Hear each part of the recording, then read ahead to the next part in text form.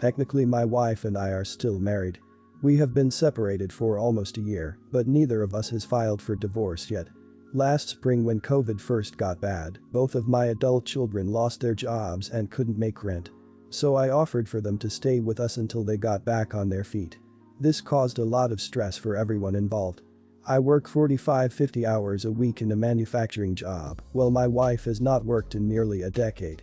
This was completely her choice as she has never liked working, who does, and she wanted to pursue making income on Etsy and other similar sites. So when my son and daughter came to stay with us, our house became much more crowded than usual. Since my wife stays at home all day, she felt that my children were invading her space and wanted them out pretty much immediately. She felt I was enabling them by letting them come stay with us and that we should let them sink or swim on their own. I told her that I couldn't let my children suffer when I was in a position to help. After only a few weeks, crap hit the fan. My wife had blown up at both my son and daughter because she felt they weren't pulling their weight in our house. She started giving them chore lists and would get angry when all of the things weren't done. My kids were both looking for work and dealing with unemployment offices, and doing housework took a backseat to those things, rightfully so in my mind. I came home from work one day to my wife screaming like a banshee at my son. When I walked in, my wife immediately turned her ire to me and told me that if I didn't kick my kids out right away, then she was leaving. So I told her my kids were staying, and she packed her stuff and called her sister to pick her up. Wife also doesn't drive. Since then we have barely spoken. She won't answer my calls and will respond to pretty much every text with, "Unless your kids are gone, we have nothing to talk about." Mind you, my daughter moved out during the winter after finding a new job, and my son has been working part-time for 6 months while looking for full-time work and saving money to move out. My wife didn't even tell me when her dad passed away earlier this year. I had to find out on Facebook. When I tried to call her, she wouldn't answer and ignored all my texts too. Since it has become painfully obvious to me that this relationship is over, I decided to finally file for divorce. However, as soon as my wife was served the papers, she flipped out on me. She is pissed that I cut off her access to our shared checking account and pissed that she will no longer have access to health insurance through my employer. She has called me an idiot more times than I can count, and her siblings have joined the choir on that refrain now too. I do feel bad that this is going to make her life more difficult, but I no longer feel it is my obligation to provide for her when she clearly wants nothing to do with me. So, not weighing on the idiot at the moment, but the first thing that came to mind is whether you consulted a lawyer about whether what you are doing is legal. Because if you've only just filed for divorce, but it isn't settled yet, then presumably the separation of marital assets hasn't been established in court yet. So unilaterally cutting off access to accounts seems like something you should run by a lawyer. Everyone's the idiot here. You need to go through the proper steps for a divorce. Can't just unilaterally decide to take away her access to shared assets. She is an idiot for trying to kick out your kids, though I am wondering if she was the one who was having to do all the extra cooking and cleaning you claim they were too busy to do. You're the idiot. I imagine having your adult children in the house made the environment cluttered and chaotic. I can see why you wanted to put them up, but I can also see your wife's viewpoint. It's her home too, and she didn't feel comfortable in it due to your children being there. So, in essence, your actions made your wife feel unable to enjoy living in the marital home. Regarding the joint account and health insurance, as you're not divorced yet, I think the humane thing to do would be not to cut her off. Background. My entire family is poor and lives paycheck to paycheck. I earned a scholarship to college and then started a career, so I am the only member of our family that is not living in poverty. My husband and I are solidly middle class. For the past decade or so, we have been hosting family get-togethers about once a month, inviting my whole family, 3 siblings and spouses plus my parents, and paying for everything: food, drink, etc. Current situation. My husband was laid off about a year ago and has been unemployed or underemployed ever since. He is currently working at about 50% of his old salary. Things are financially difficult. We are just covering our bills with our combined income, and if anything extra comes up, we have to take it out of savings. One area that we are trying to save money with is hosting these family get-together. We haven't stopped completely. We hosted Thanksgiving, Christmas, Easter, Mother's Day, and some birthdays, but we have stopped hosting lesser holidays, skipped Super Bowl Sunday and Memorial Day. Today is Independence Day. We normally have a get-together, but we told everyone we would just be spending a quiet holiday alone with our children. Yesterday, my mom called upset that we weren't hosting anything. I told her we were just going to spend the day swimming, we belong to a swim club. Immediately she got excited and wanted to come, along with my youngest sister who lives at home. I eventually agreed, but said it would only be for a few hours. Later in the day, all of my siblings started calling me and asking when they could come over to use the pool and what were we doing for dinner. Now, I have to pay to get them into the swim club, and I have no interest in paying for them all to eat and drink all day long. So after talking it over with my husband, we decided to call them all and tell them that we could not host a meal, but if they each wanted to bring a dish to share and anything they wanted to drink, we would host a potluck meal so we could all eat together. Well, they didn't like that well. One said that they don't get paid until Friday and had no food in the house, so it was like us telling them that they couldn't come. One said that it wasn't fair. They want to see the family. Making them bring food takes money they would use to buy groceries and is like taking food out of their family's mouth. We didn't give in. I wasn't planning to host. If they want to come, then they can contribute. But from their perspective, I have money that they don't, and it's selfish to ask them to bring anything. So, am I the idiot? Not the idiot. You're well within your rights to refuse to host a bunch of moochers. Next time someone asks when the next get-together is, tell them, nope, it's someone else's turn, without guilt. I had to do this with my mother's group when I hosted 3 get-togethers in a year and no one else had hosted crap and the leader asked about the next one. If they want it to happen, they'll have to figure it out. Not the idiot. It is outrageous your family expects you to open your home to them for every occasion and not contribute anything. I have a large extended family and every party is a potluck.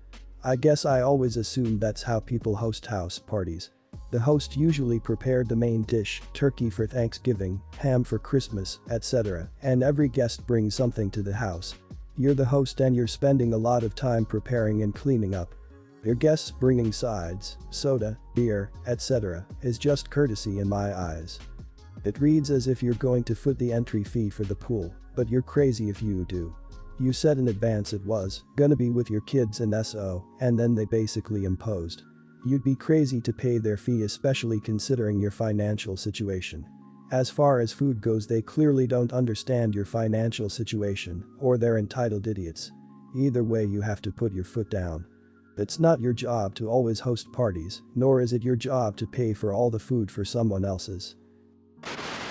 It is quite troubling that my son has been home for almost a month now, and I can count on one hand the number of times that I have been allowed to hold him, and a lot of that was in the hospital.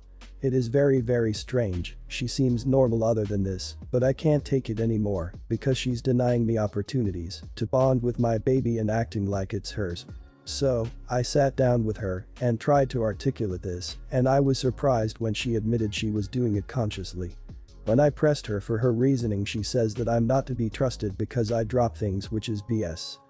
I asked her when was the last time I dropped anything, and she mentioned a couple days before she gave birth. I dropped a glass and broke it by accident, which I 100% admit to, but it's not as if I have a habit of doing this. Everyone makes mistakes once in a while.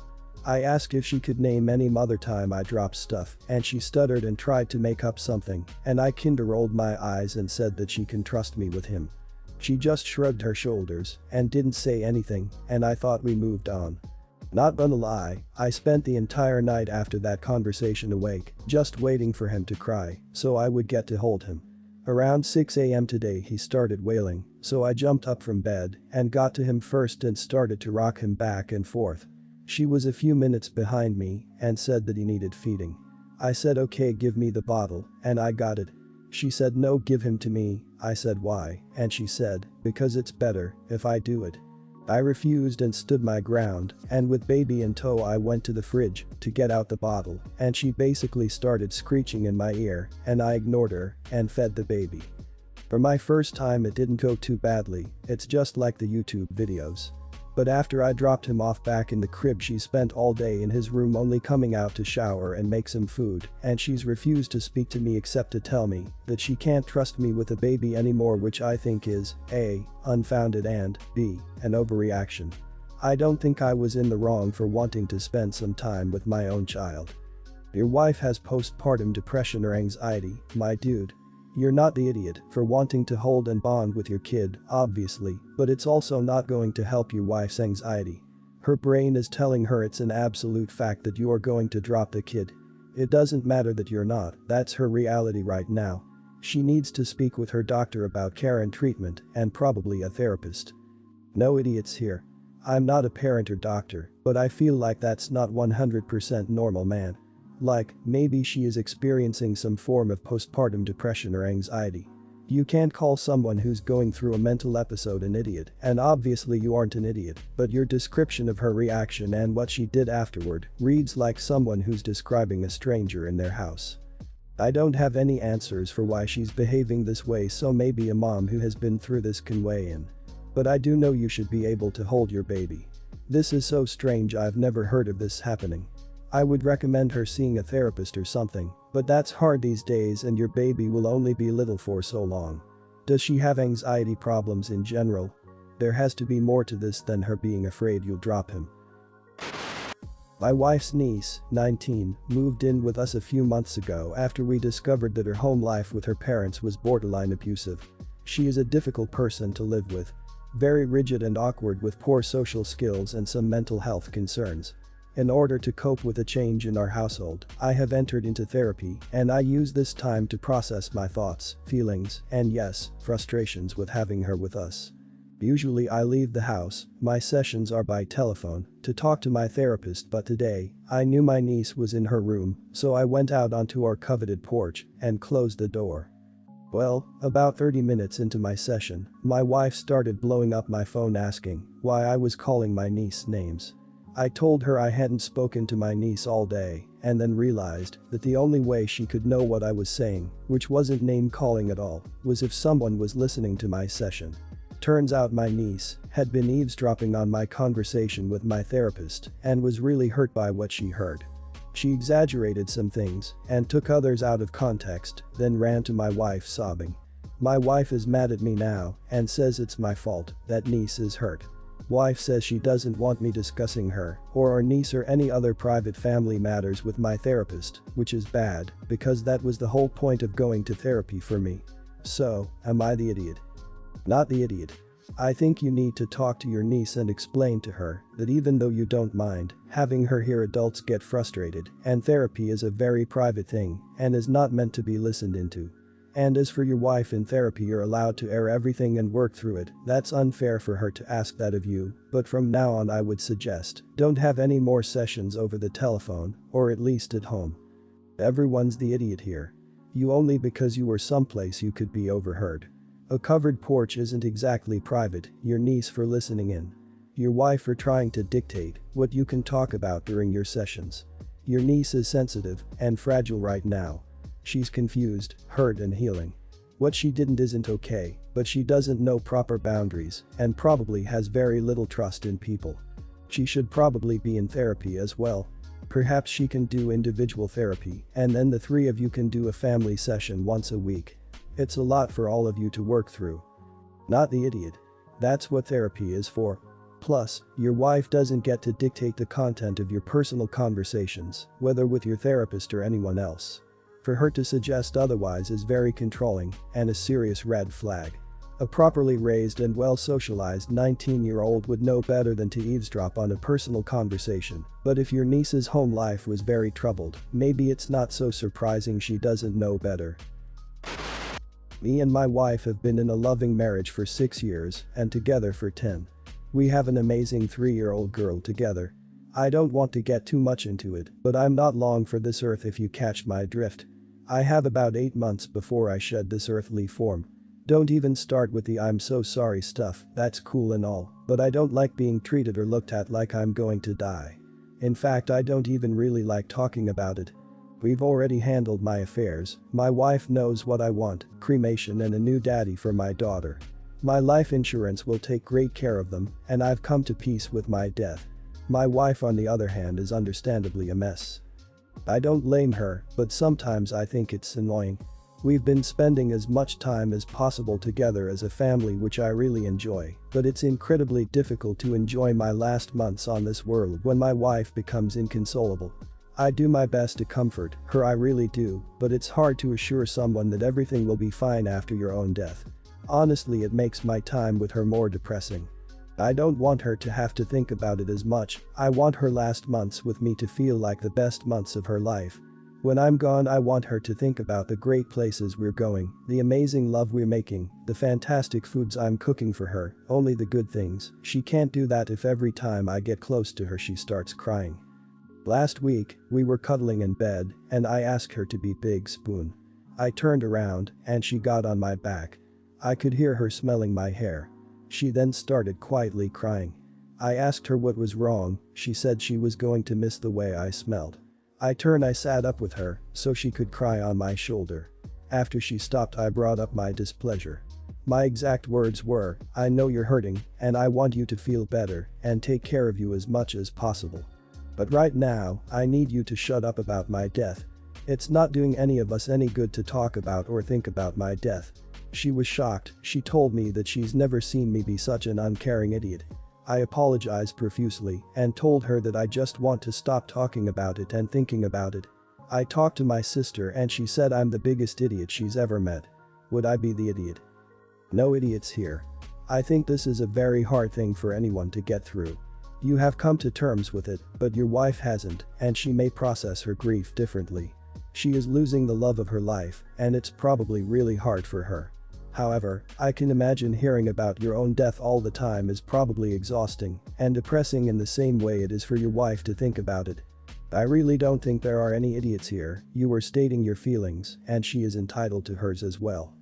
I'm sorry, a lot of people seem to think no one's the idiot, but I have to say you are the idiot. At least a minor idiot. I have no advice. My husband of 40 years died 3 years ago, and I will never get over losing him. It was very sudden, but I would have had a hard time not crying before he died if I had years to get used to it. Do you want her to be fake?